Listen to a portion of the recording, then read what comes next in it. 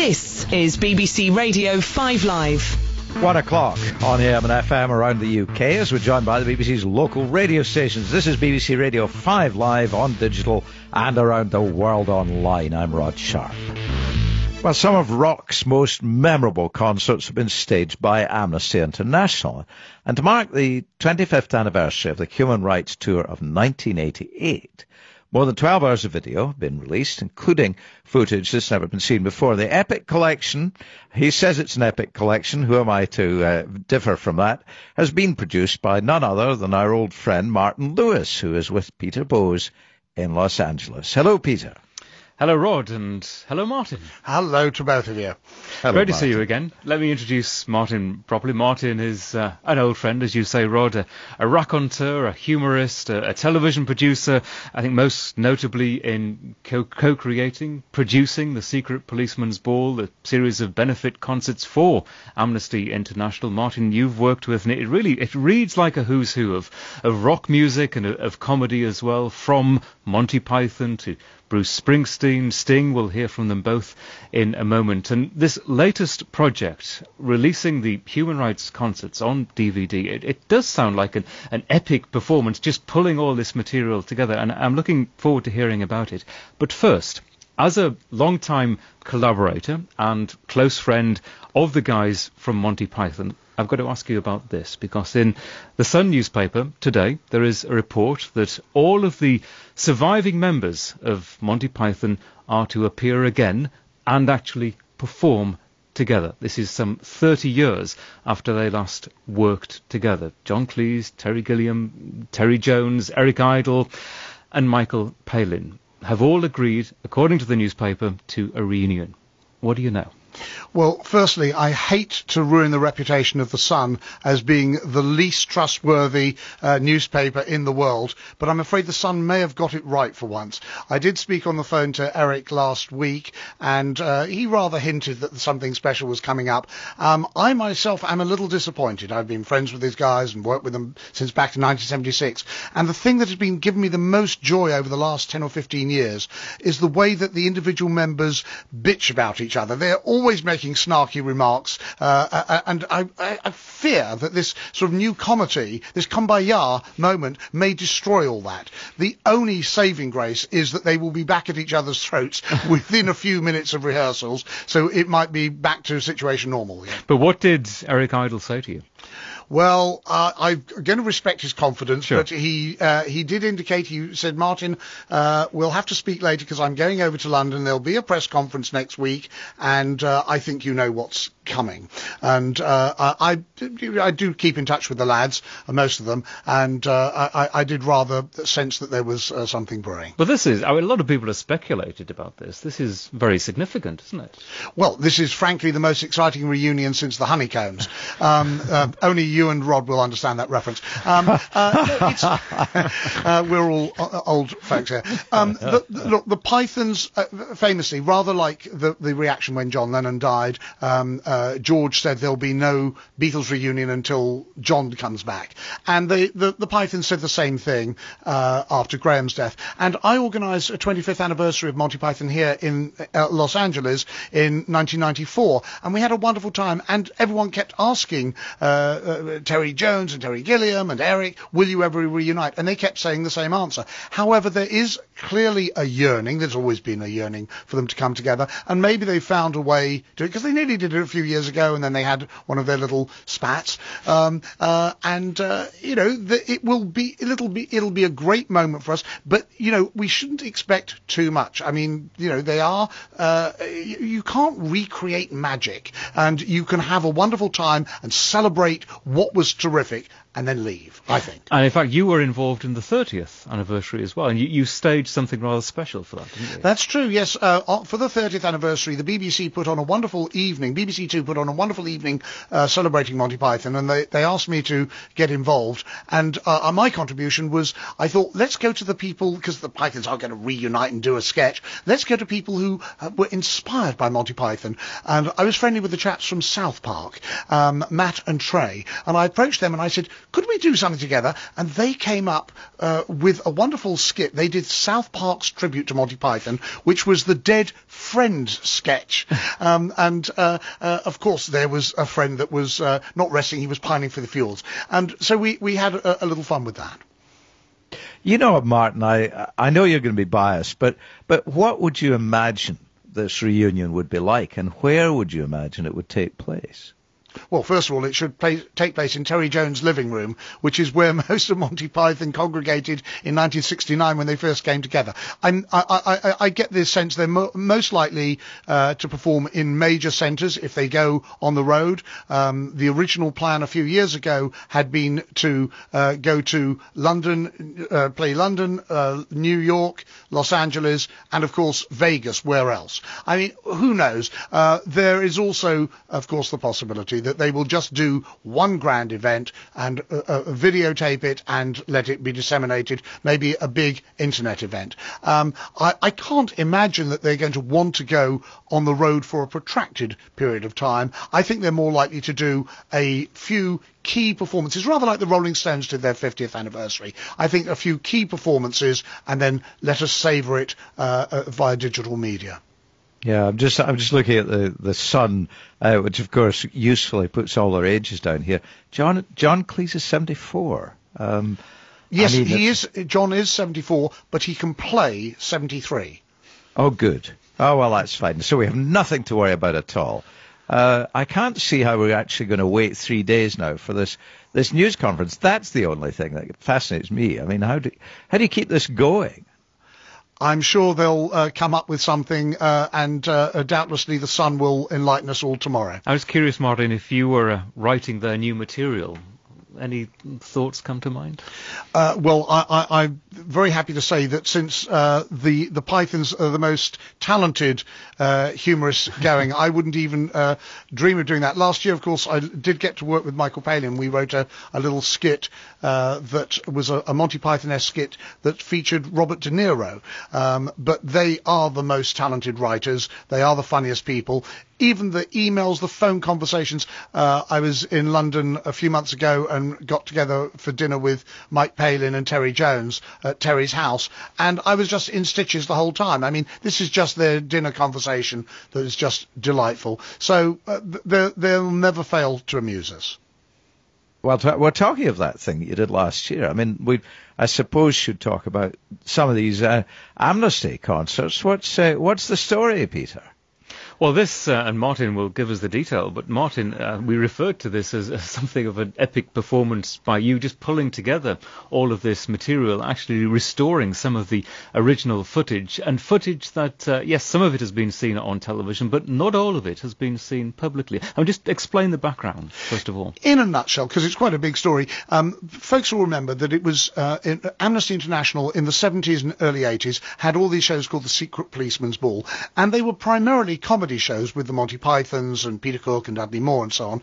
But we started introducing popular music, and the first musician that I asked to come on board was Pete Townsend in 1979, and that led to other rock musicians such as Sting and Jeff Beck and Eric Clapton and Bob Geldof. And finally, these shows started to connect Amnesty to younger people and broaden the reach of Amnesty. All that crossed the Atlantic here to the United States, and in the 80s and 90s, the United States section of Amnesty International kind of took up the torch, if you like, or the Amnesty candle, and decided to try and reach out using concerts, but they focused not on comedy, just on music. And there were a series of concerts that started in 1986 that featured U2, The Police, Peter Gabriel, Bryan Adams, and a lot of other stars, and that led all the way through the late 80s and 90s, artists such as Bruce Springsteen and Radiohead and the folks from Led Zeppelin. So they became very, very big indeed, all continuing the tradition of the Secret Policeman's Ball, but in a bigger and grander way, using music. And there are some new interviews of these artists talking about their experiences, and I've heard part of those interviews and actually was quite struck on how affected they were by the whole experience, almost at a spiritual level. And for example, we've got Sting talking about it. When was he involved? Sting was there from I first recruited Sting to Amnesty in 1981. He He then was a key part in all the human rights concerts. They're known as the human rights concerts from 86, 88 and 90, the key ones.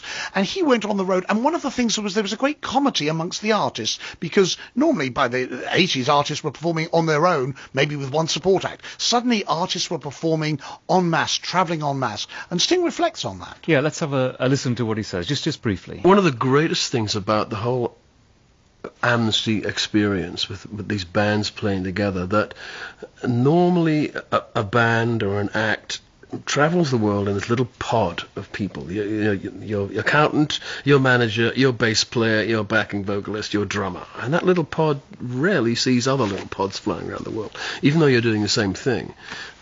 You're in Chicago one night, another pod is in the next night, so you rarely spend much time together. In these tours, we were forced into each other's space. We had to share dressing rooms, we had to share backstage, share the stage, share the audience, in some cases share transport, cars, hotels, airplanes. And that made us realize how much in common we have. It's the kind of life that only people who live that rarefied existence can quite understand. And some of the friendships forged in that situation last till this day, because we shared so much and realized that we had so much in common. So on a social level, it was very, very important. And I still see those people as, brothers in arms. It was like our Second World War. We were there without being shot at. So that was Sting, and he worked closely, of course, with Bruce Springsteen. And there was a lot of course, press at the time, and I think it was he was referring in part of the interview that we didn't hear about the misreporting of their relationship. Yes, there was a report actually in the aforementioned Sun newspaper that Bruce and Sting were arguing over who should be called the boss. And when I interviewed Sting, he said that was ludicrous, completely made up. And then he said to me, "I'm the boss. Of course I'm the boss." One of the things about these concerts is we were followed in this tradition of Bob Geldof and Live Aid. Live Aid, you may remember, famously was only on TV, and that was it. You didn't get home videos, there was no VHSs or albums released. And it wasn't until the 20th anniversary that Bob Geldof changed his mind and said, "Oh, okay, let's take them off the shelf and put it out as DVDs." And Amnesty had followed the Bob Geldof's ethos and had not put these things out. And I suggested to them, you know what, these are great performances. If it's good enough for Bob Geldof, let's put them out together. And we've ended up with 12 hours of concerts, and then there's another 5 hours of bonus material of these interviews and wonderful extras, including I found all of Peter Gabriel's home movies, including a jam session with U2, and just wonderful stuff that no one's ever seen before. So there's 17 hours together. It's rather funny. We're in this era, this ADD society, where people are watching 30-second blips on their electric toothbrush, and I come up with a 17-hour 6-disc DVD box set. But I think it's rather good. It is. I mean, it is quite extraordinary. Let's have a listen to the aforementioned boss, the real boss, Bruce Springsteen. Without getting too religious about it, man is fallen. So we live with these things. And addressing these issues have to be a part of any full spiritual life on some level. Or you're left out. You have your miles of road to cover. And you got your cross that you carry over those miles of road. And that's something that every person has to decide, how they cover those miles and how they carry the things that connect them to the rest of the human race. Amnesty is a tremendous tool to do that. So that's what I was referring to, the spiritual experience. It was, and that's a kind of profound thought from Bruce. When I finally, it took me 3.5 years to get Bruce to agree to do an interview. Not because he doesn't support Amnesty International, but just simply because he's very busy, and also he doesn't really care for sitting down doing interviews. It's not his cup of tea, but he's actually a superb interviewee, and that was him talking about what it meant to him. And one of the experiences that a lot of these musicians told me about was that when they went out there on the road, it wasn't just doing the concerts and attracting the audiences, but they actually got to meet prisoners of conscience, people who'd been released because of Amnesty's campaigning. They met relatives of people who'd been tortured to death. And this was an incredibly powerful experience for them, and it made it very concrete. And this passion of the musicians, because there are these cynics, the blue meanies, who say, oh, champagne socialists, limousine liberals, what do they really care? Bruce Springsteen, Sting, Peter Gabriel and others went on the road for 6 weeks. They did 20 dates around the world, unprecedented, for free, didn't get paid a penny. It's all well and good to do maybe one concert, but when you give up 6 weeks of your life and you still then give the services and say, hey, put it out on DVD and CD and digital, make money for it and spread the word. These people are sincere, and the cause of human rights, I mean, can you actually find anybody that's against people having their human rights? Do you have many interesting collaborative performances on this, Martin? There are a huge number. I'm glad you asked that. There are moments in the very early tour where Bono comes on stage with the Police and they perform together. You get Sting and Bruce Springsteen, Sting and Peter Gabriel. You get Miles Davis playing with Carlos Santana and Fela. They're wonderful collaborations. And then we got some of the younger artists like Radiohead and Alanis Morissette. And this candle got passed on to the next generation. So it's been an ongoing ongoing campaign by Amnesty and these musicians who support, and the seeing those performances, seeing them together. There's a wonderful performance where they all get together on Bob Dylan songs such as Chimes of Freedom and I Shall Be Released, and you get maybe 8 or 10 artists singing together. These are great heartwarming moments. And I'm thinking back to Sting's interview in which he mentions the first most important member of the band, the accountant. I don't suppose you get many accountants playing together, but did they actually all give up their rights quite happily to this stuff? I mean, is this all owned by Amnesty? It's all owned by Amnesty, and a couple of people have asked me. We had a premiere in Los Angeles recently, and Stuart Copeland said, Martin, you must be some kind of hero for getting all these people to agree. And I said, no, there's no heroism here. Who in their right mind would object to Amnesty International having the benefit of these? The artists are generous, the record companies, publishers, everybody's followed suit. And I think it's really because it transcends. There are 7 billion of us on this planet. And is there anything more fundamental than human rights? The Universal Declaration of Human Rights is coming up for its 65th anniversary on December 10. It's the Magna Carta of mankind. Is there any prospect of these tours restarting, do you think? I think these artists continue to do their support for Amnesty. I mean, you see U2, whenever they go on one of their tours, they have Amnesty very prominently as part of their campaigning. The campaign to release Aung San Suu Kyi was partly U2 and Amnesty together.